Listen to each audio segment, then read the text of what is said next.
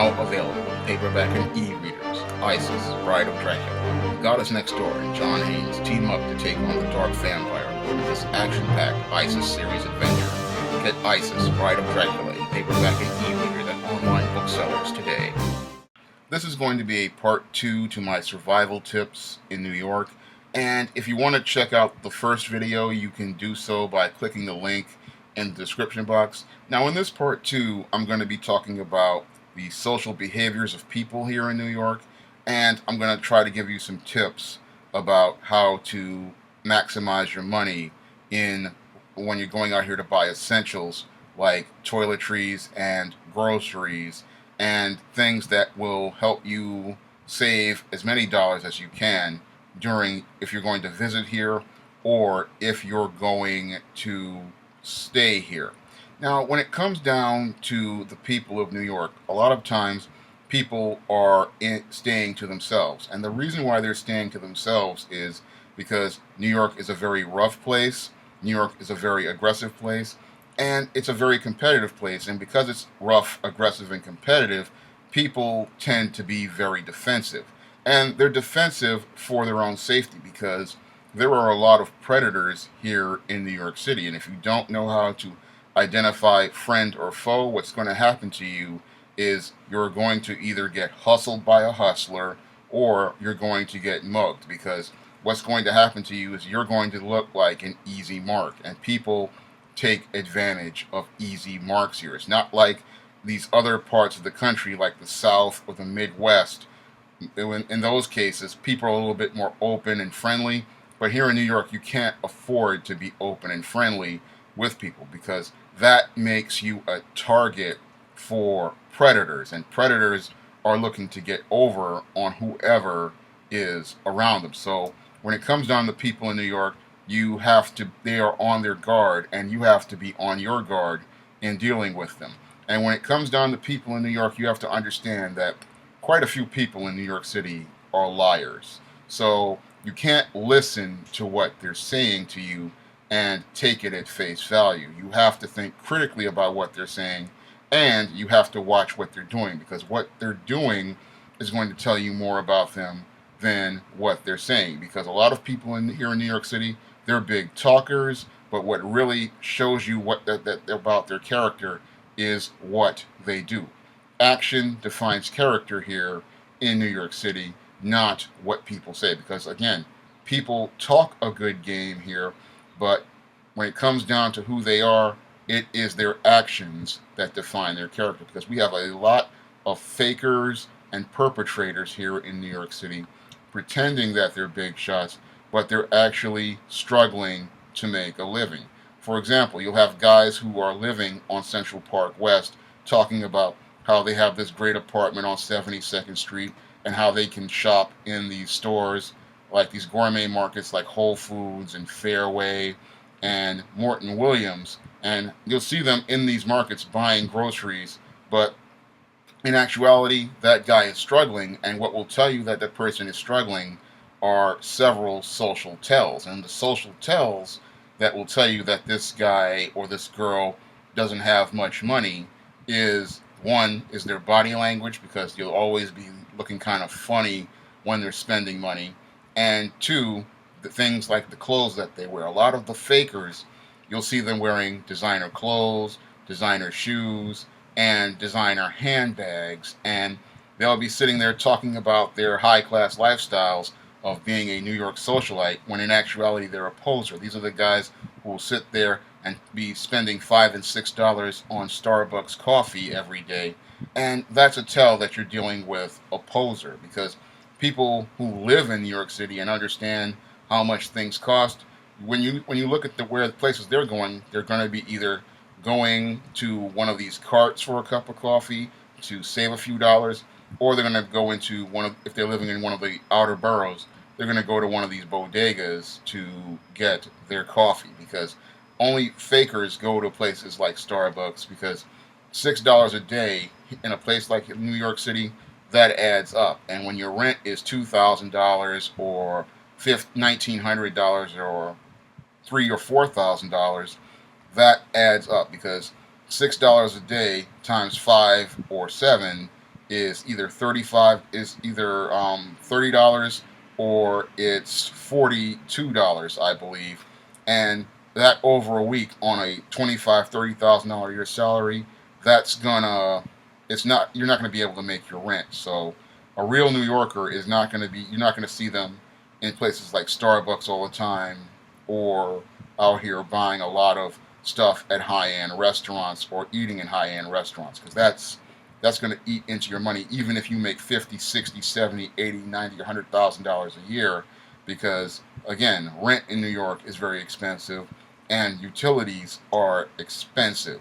And when it comes down to people here in New York, you have to have a very thick skin when dealing with them because again, one, many are liars, and two, many people are very hostile in many cases. So you have to have a thick skin in dealing with them, and you have to watch for things like social tells when dealing with them. And you have to watch their actions because those are the things that are going to tell you more about people than anything else here in New York City. If you come here and you think that you can just trust anyone, that's going to leave you. That's going to let you get jacked up because you have to watch who you deal with, who you interact with, and you have to watch who you talk to because you just can't talk to anyone because people are looking for a lot of the predators are looking for a mark and they're looking for someone they can easily take advantage of. So you have to watch yourself when you interact with people here in New York, whether it be on the streets, on the job, or in social functions because it's very rough here and you have to be very careful about who you interact with. Now, when it comes down to living in New York City, there are some tricks that you can use to save some money here. Now, a lot of people they will look at the fancy stores like a Whole Foods or the Walgreens or some of the Dwayne Reeds here in New York, and they'll think, "Oh, that's the place to buy groceries, snacks, and toiletries," and that's the place I will tell you to avoid because those places, yes, they have a lot of high-end merchandise, but the prices in there are going to eat up all your money. If you really want to save some money, you really want to try to find a place like a Kmart, like down on 34th Street, or you want to find a Target someplace because that's going to help you stretch your dollars because they have a lot of essentials at very good prices. Moreover, you want to find the local supermarkets in places here like New York, like the Bravos, the Associateds, the Key Foods, um, and the Sea Towns, because those local markets, if you live in the outer boroughs, those are going to save you a lot of money as well because when you go to those places, the prices are significantly lower than if you were to go to some place like a Manhattan deli. Manhattan delis, the prices are marked up, but if you go to some place like one of these supermarkets, you're going to save a lot of money on essentials for like groceries and stuff. The only reason why I would go to a place like a Walgreens or a Dwayne Reed here in New York or a Whole Foods is if I wanted to get something that the other stores didn't sell. But usually I try to stay out of those type of places because the prices are just too expensive. If you want to buy things like toiletries, you really want to go to a place like Kmart or Target because Target has the best prices on things like deodorant, soap, and things like detergent. But the local markets also have good prices on detergent, and you can save some money with that. You can also save a lot of money if you go out here and you buy generic or store brands. Store brands are a great way to save money here in New York City, and the quality of the products are the equal of the name brand products. So if you want to buy groceries and detergents and things like that, take a good look at those store brands because those store brands are they have the lowest prices, but the quality, is on par with some of the more popular consumer brands. And those are ways you can save serious money on your essentials living here in New York. If you know how to spend money, you can save a lot more money and you can have money to do things um, the things like you want to do, like go to a movie or start working on developing a significant business plan. Now, you really want to make sure that your money is one of the primary focuses, because again, it takes a lot of money to live here in New York, and you have to have, again, like I said in the previous video, a solid financial plan. And financial plans are essential for living here in New York. So you got to make sure your money is right. Now, there are some places you really want to avoid here in New York. And one of the places you really want to avoid are these Arab-owned grocery stores if you are in most of the city, because a lot of the Arab-owned grocery stores, they really have poor quality goods. There's a lot of stale stuff on their shelves, a lot of rotten stuff on their shelves, and a lot of old stuff on their shelves. And you really want to avoid going into those type of stores because the quality of the merchandise is just not good. Now, when it comes down to bodegas, the Dominican ones and the Puerto Rican ones have the best products and the best prices. So if you want to get a cup of coffee, it's usually, like here in my neighborhood, it's like a dollar 50 or so, and a bagel's like $1.25. But if you go below 96th Street in Manhattan, that same bagel and coffee is going to cost you $4 or $5. So if you are living in the outer boroughs, what you want to do is get your breakfast there and then get on the train and then take it downtown, because then if you do that, you're going to save a lot of money. Moreover, you can save a lot more money by just buying your groceries at a local market or a local Target, and that will save you some money as well. And that can help you have extra money on hand, because you're going to need it, because the rent is really high here, and you're going to need it also because you want to really build your savings here, because again, cash is important here in New York City if you want to survive. This is a very competitive place, and in order to compete, you're going to need capital to compete. Now, when it comes down to the subways, again, this is another thing that I wanted to go into. You have to learn how the subways work here in New York City. So I would recommend you go and check out the subway map online, and then you would also check out Google Maps to see where these locations are. And when it comes down to the subways, you have to expect the unexpected, because there are a lot of crazy people on the train, and sometimes there's a lot of crazy stuff that goes on the train.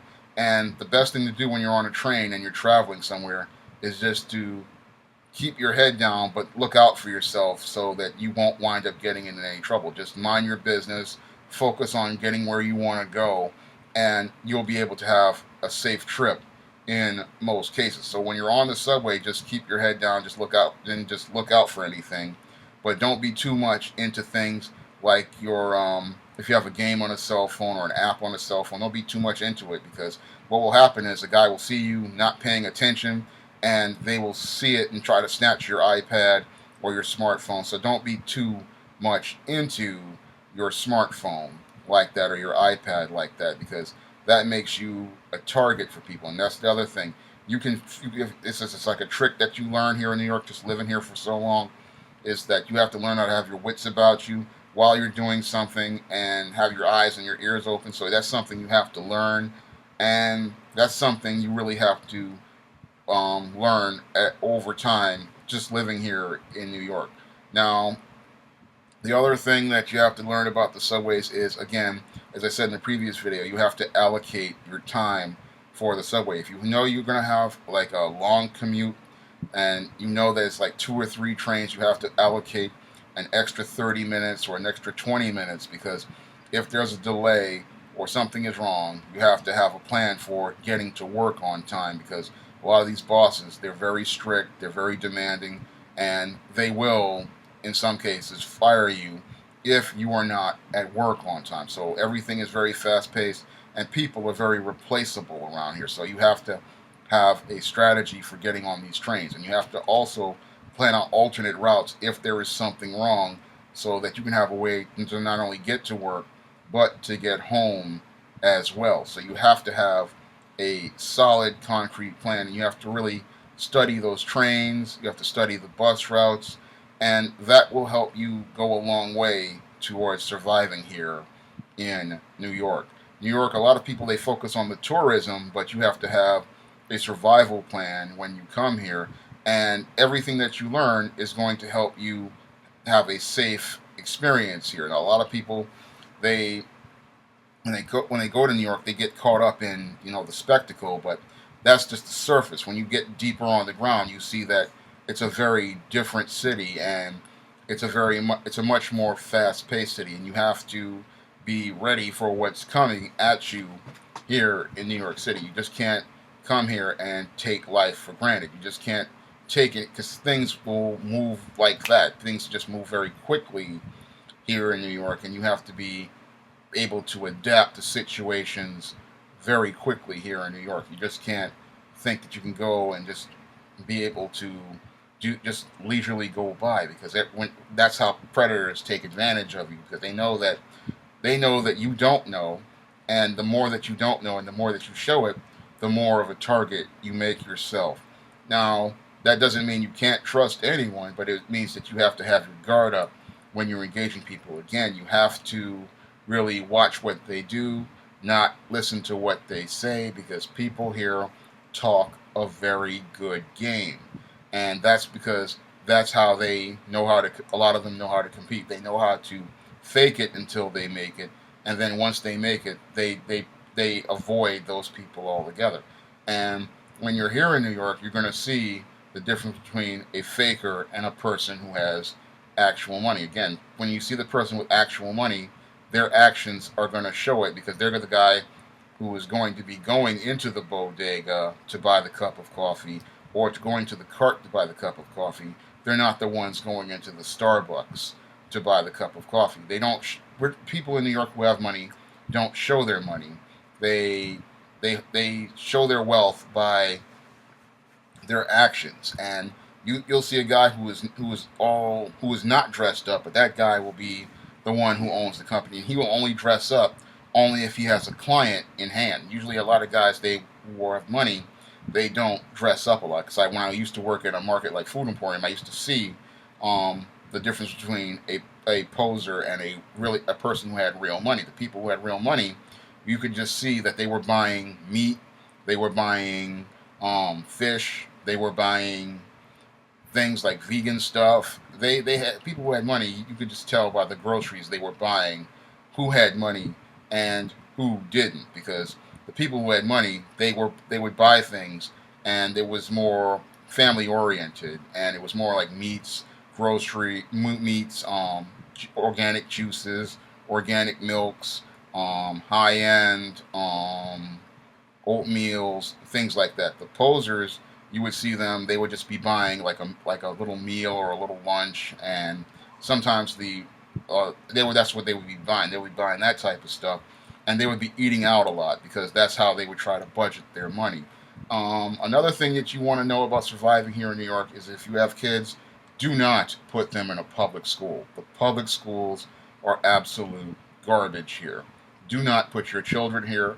All that's going to do is wind up derailing them, because when it comes down to the public schools here, they are absolute crap, especially the middle schools and the high schools. The quality of the education there is far below par, and it is not in a healthy environment to put your children in. When it comes down to the public schools, they are very toxic environments, and they are very hostile environments, and they really don't do a good job of dealing with people who are dysfunctional, like bullies, and the academic curriculum there is really substandard. And if you really value your children, do not put them in a public school. Moreover, don't put them in a charter school, because charter schools have the exact same dysfunctional education process and education system that the public schools do, only that the charter school owners are getting grant money and federal money, and they just take the money that is supposed to be for your kids and they spend it on themselves. If you really want to give your kids a good education, find a nice Catholic school or find a nice private institution.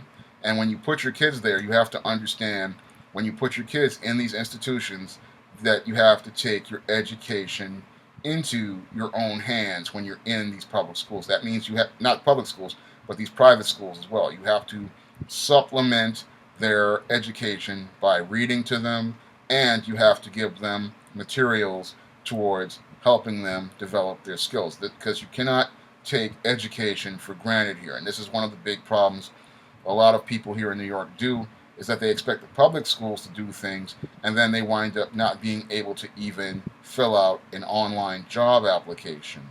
And if you have kids, there are reasons, other reasons why you don't want to put your kids in these public schools, and that is because a lot of people who go to these public schools, they don't really care that much about their children, and these people will target your children for bullying, harassment, and violence. And some of these outer borough public schools, a lot of gangs run these public schools, and it's not an environment that is conducive towards your child's learning or the values your child is going to get. So it's a place you don't want to put your kids in public schools, especially public middle schools and public high schools, or even some of the charter schools. You want to find a good private school or a good Catholic school, the few that remain, and that's the place you want to put your kids, because that's the place where your child is going to get a quality education, and an education that's going to help them compete and be able to go to one of the quality colleges here in New York.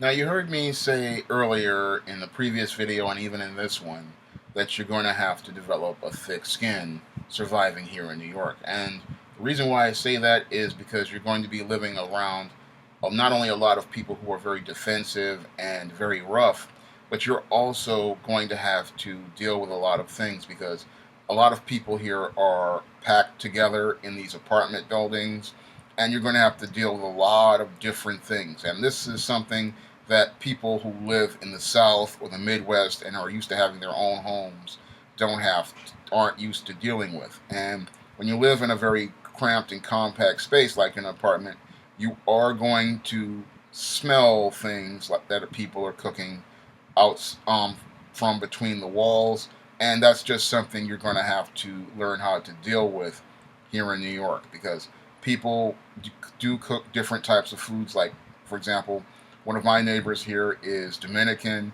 and they make a lot of different Dominican foods, and people who are 2 floors below me, they make different types of Dominican food, and sometimes they make the fish or they make the chicken, and it has a very strong scent, and there's nothing you can do about it. And sometimes if you have an apartment, you're going to be living above a restaurant, and you're going to be smelling a lot of different smells, and it's just something you're going to have to get used to until you move, because that's just part of life.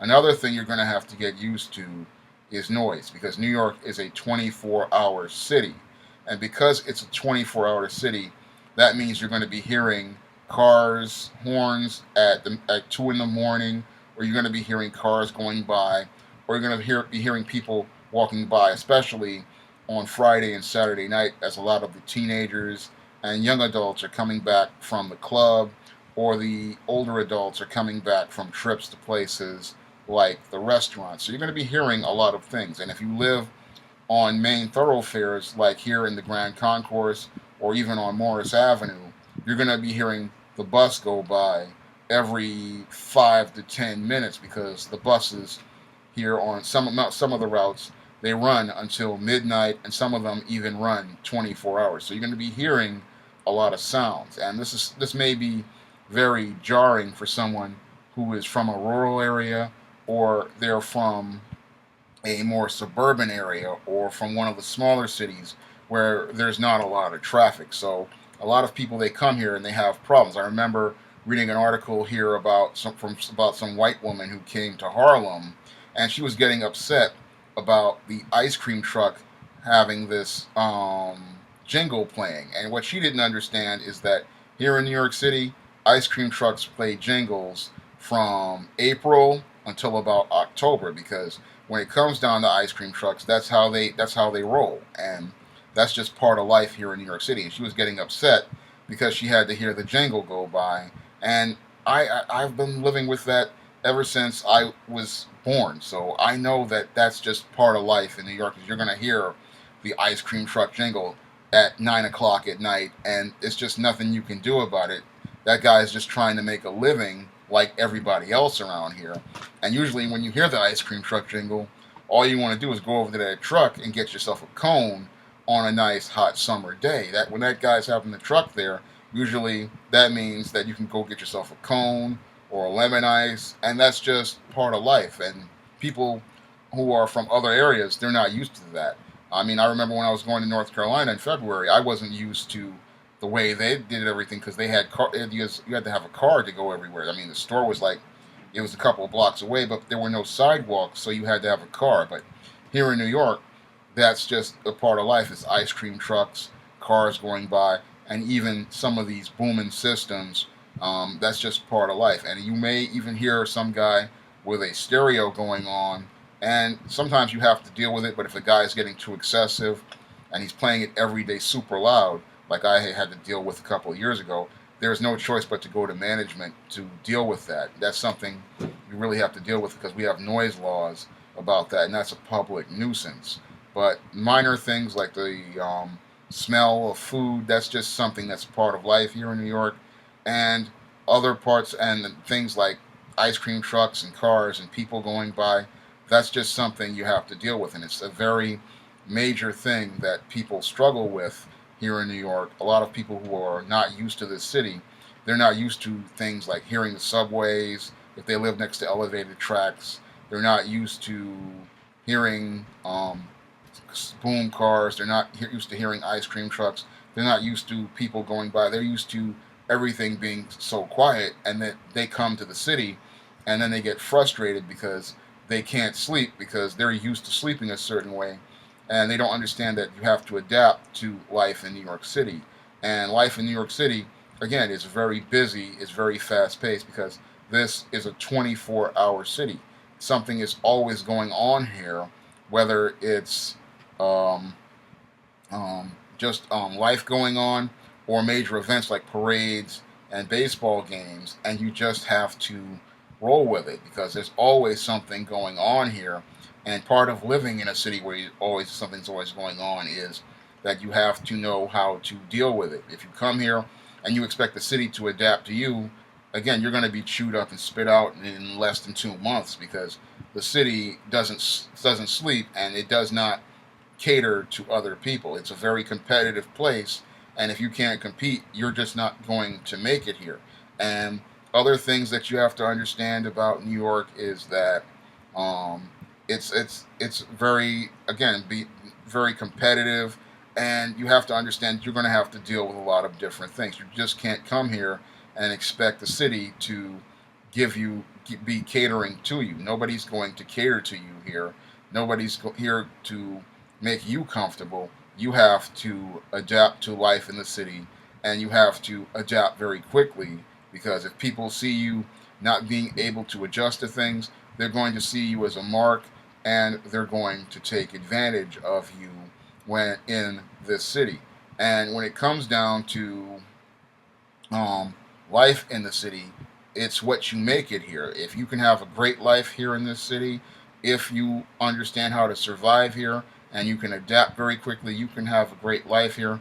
But everything that you need to survive here is here. You just have to know how to use the resources around you to have a high quality of life and how to build a life for yourself in the city. I'm hoping that these videos are helpful to the person who requested them, and I'm hoping it's helpful to other people around here. If you'd like to see me make more videos like these survival tips here in New York City, you can donate to my Patreon by clicking the link in the description box. Or if you want to buy some of my SJS Direct titles, you may do so by clicking the link to Amazon.com in the description box. That's all I have to say for this video. You can comment, rate, and subscribe.